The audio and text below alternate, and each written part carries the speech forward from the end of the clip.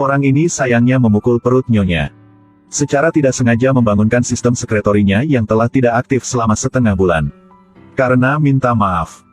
Jungsin mengulurkan tangannya untuk menunjukkan bahwa dia ingin menangkap. Ternyata ini hanya bohong. Alice baru berjabat tangan dengannya dan merasakan sesuatu yang lengket.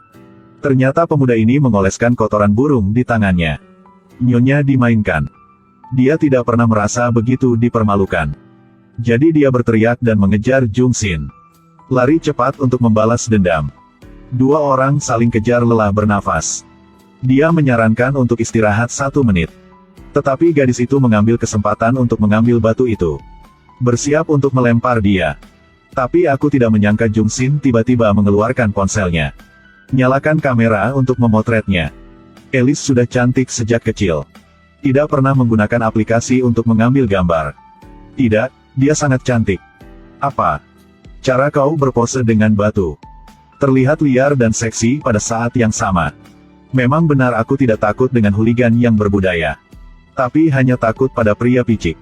Alice dilembutkan oleh pernyataan panas itu. Dia berpura-pura mengambil gambar untuknya. Jungsin berkata cahayanya tidak bagus dari sudut ini.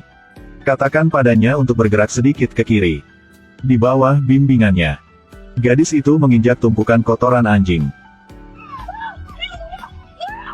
Apa ini? Hei, kali ini kotoran anjing. Sial, kotoran anjing apa sebesar ini? Bajingan, aku akan membunuhmu. Jungsin pergi ke kamar mandi. Mencuci semua kotoran burung di kepala. Mendengar suara Alice di pintu.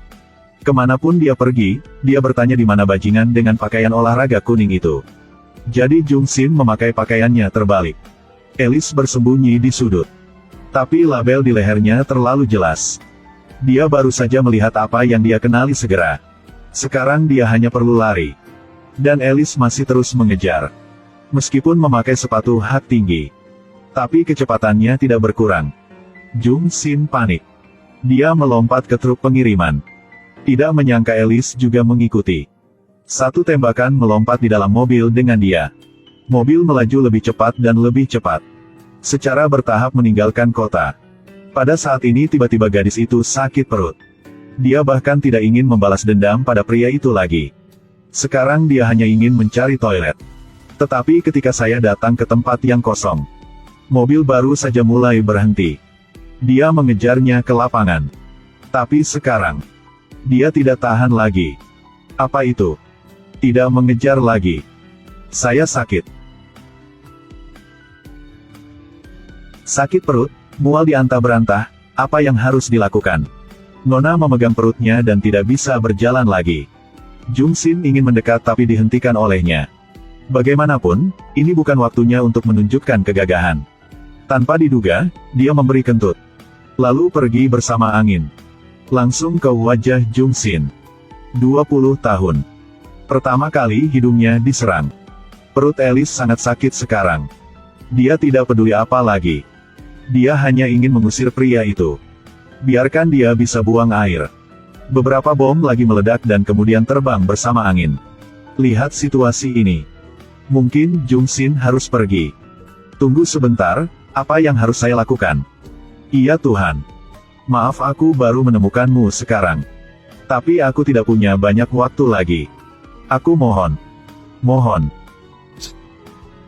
Mulai sekarang, aku akan mencoba mengumpulkan kebajikan dan melakukan perbuatan baik. Jadi jangan kasih tahu ya. Jika tidak mungkin, maka biarkan aku mati di sini. Lebih suka membuangnya ke planet lain. Lebih baik daripada memaksanya untuk buang air besar di sini. Di saat genting, dia tidak tahan lagi. Kemudian sebuah kotak kardus ditempatkan di tempatnya. Terlihat seperti toilet buatan sendiri. Bahkan baju favorit Jungsin. Juga untuk memberinya sebagai kertas toilet. Gadis ini sudah 10 hari tidak buang air. Saat ini hanya bisa menyembur keluar. Memang benar orang kaya makan semua jenis makanan laut. Bahkan rumput liar di tanah telah tumbuh hingga 1 meter. Dan Jungsin hanya bisa pulang telanjang. Ibu, dia kenapa? Ibu lihat dia. Tidak ada di badan. Ini seperti otak dia. Masalah sama lo. Gadis itu mengoleskan lapisan 502 lem di tanah. Ternyata dia ingin membalas dendam padanya. Tetapi tidak menyangka bahwa nyonya yang lewat menginjaknya. Sol sepatunya menempel di tanah. Tidak peduli seberapa keras dia mencoba, tidak bisa menariknya keluar. Dia hanya bisa berlari tanpa alas kaki di luar.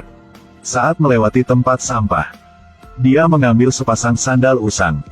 Dengan enggan menginjakkan kaki. Tiba-tiba perutnya keroncongan karena lapar. Lihat pinggir jalan dengan kue gratis. Jadi dia mengeluarkan kartu identitasnya. Baru memasukkan kue ke dalam mulut. Dia langsung melompat keluar. Kok baru saja datang ke mulut dan menutupi wajah lelaki tua. Tidak mengerti mengapa itu sangat buruk. Dari hari dia pergi ke toilet di bidang itu. Dan pernah diselamatkan oleh Jung Sin. Alice mengalami mimpi buruk setiap hari. Masuk ke toilet.